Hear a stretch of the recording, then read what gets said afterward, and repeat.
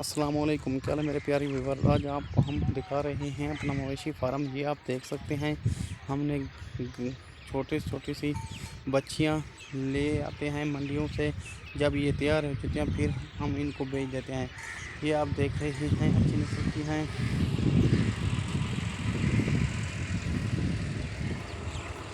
ये आपको नज़र आ रही होंगी, अच्छी नस्ल की गायें हैं।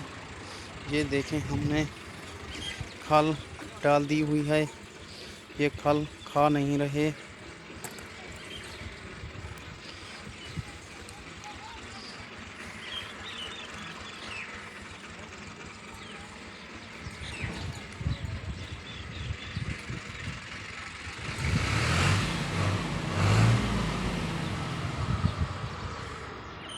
ये आप देख सकते हैं, हम अच्छी नस्ल के गाभे ले आते हैं मंडियों से।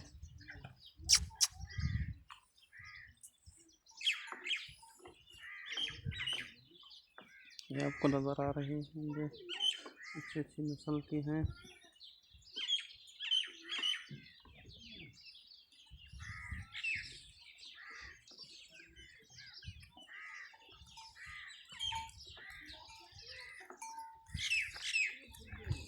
ये आपको नज़र आ रहे होंगे, बड़े क्यूट से, बड़े अच्छे से बच्चे हैं।